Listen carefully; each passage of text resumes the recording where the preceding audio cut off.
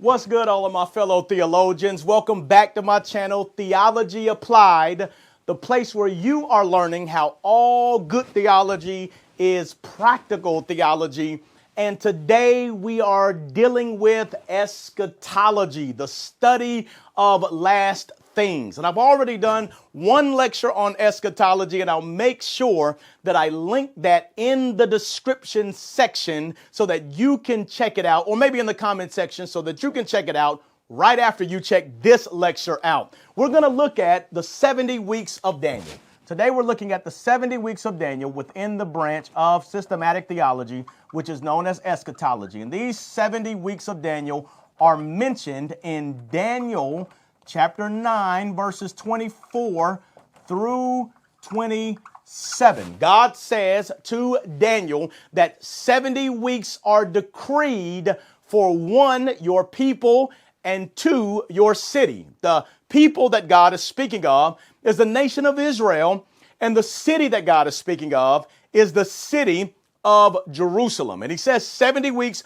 are decreed. So this prophecy pertains to Israel and pertains to the city of Jerusalem. And we need to understand what are the 70 weeks? How are we to understand the 70 weeks? We need to answer that question. The 70 weeks are not weeks as you and I think about weeks. When God mentions weeks, he does not mean 7 days equals 1 week. He means that 1 week equals 7 years. So these are 77s, as some people would like to say. 1 week equals 7 years. And these units of 7 years, there's 70 of them, which gives the prophecy a span of 490 years. 490 years. Now the question is, well, when does the 70 weeks of 7, the 490 years, when does that commence? When does it commence? Can I tell you something that is interesting? It has already begun. The 70 weeks of Daniel, God says it will commence when a decree is made for the temple to be rebuilt. And that has already happened. In the book of Nehemiah, chapter 2, verses 1 through 8, there was a king by the name of King Artaxerxes that decreed that the temple would be rebuilt. And once that happened, 445 BC, that kicked off the 70 weeks of Daniel. So in Daniel chapter 9, verse 25, there will be that prophecy that commissioning will kick off the 70 weeks, 7 weeks plus 62 weeks, according to Daniel chapter 9, verses 25. These 7 weeks plus 62 weeks makes 483 years. 483 years. And this is, what do you see? This is showing us that as we look at this, we know that there are 70 weeks. So what do we see? We see that we are no doubt missing 1 week of 7 years. And so some people ask the question, well, how do you get this 7-year tribulation period at the end of human history? How do you get this 7-year tribulation period? Well, we are missing 1 week from Daniel's prophecy of 70 weeks. We're missing 1 week. 7 plus 2 is 69. 69 weeks. 69 weeks. And so we are missing this 1 week. Now, after the 62 weeks, I'm going to help us with this in just a second. After these 62 weeks, the totality of this time period being 69 weeks, there are 2 events that are prophesied. There are 2 events that are prophesied. After the 62 weeks, God tells Daniel that 2 events are going to transpire. One is going to be the fact that the Messiah is going to come and he's going to be cut off. And this happened in 33 AD.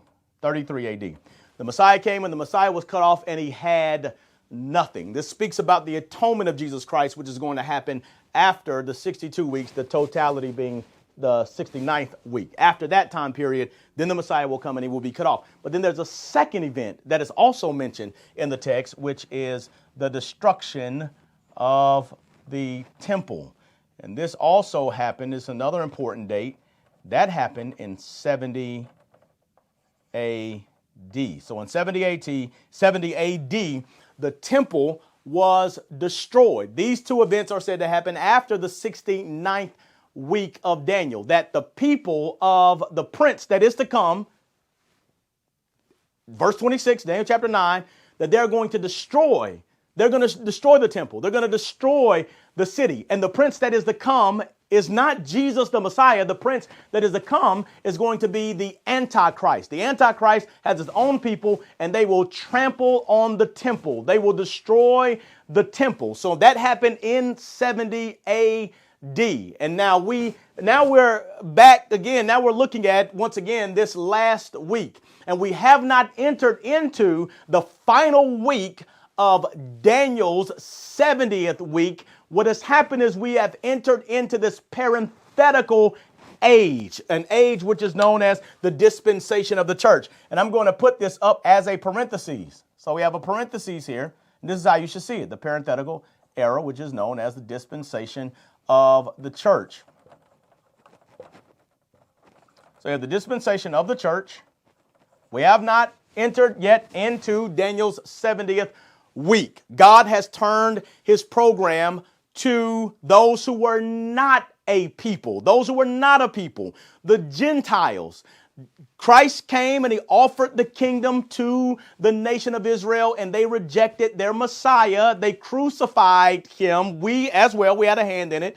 Were you there when they crucified my Lord? Yes, the answer needs to be. We all were a part of it. The whole world converged at the crucifixion, both Jew and Gentile, and they crucified the Lord of glory. The Jews rejected their promised Messiah, and God takes the offer of the kingdom and he offers it to the Gentiles, and the Gentiles embrace the Jewish Messiah. And this era that we are currently in is an era which is characterized by an influx of non-Jews embracing Jesus as their Messiah. But you must remember that Jesus is the Messiah for the Jews. He's the Jewish Messiah. He's the long expected, long awaited Messiah for the Jews, the one that was promised in the Old Testament. But when they rejected him, the program was put on pause. Now, God is not through with his people. The Apostle Paul says in the book of Romans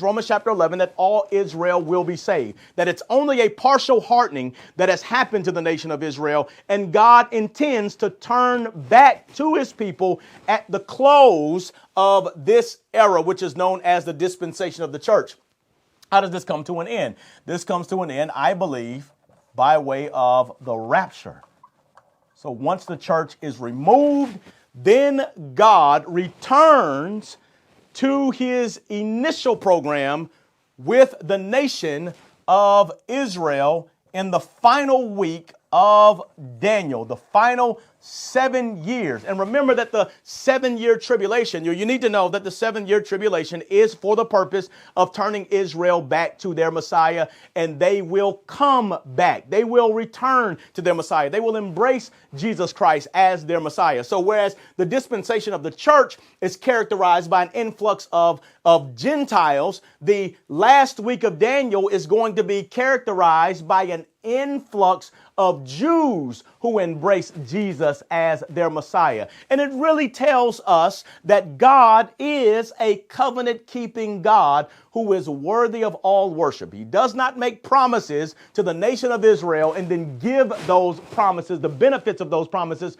to the church. No, God is pursuing a distinct purpose in terms of the church, and God is pursuing a distinct purpose and plan as it pertains to the nation of Israel. And he will see both of those plans and both of those purposes. He will see them through all the way to the end. So what have we learned today? We have learned about Daniel's 70 weeks, 490 years. We have 483 years that has already been accomplished, and we're waiting on the last 7 years or the final week to complete the 70 weeks of Daniel. And this will no doubt transpire in the future, and Israel will believe on the Lord Jesus Christ. I pray that this lecture was helpful for you. I look forward to bringing you lectures just like these on my channel, Theology Applied. In the meantime, remember that as you are studying theology, that when you find that good theology,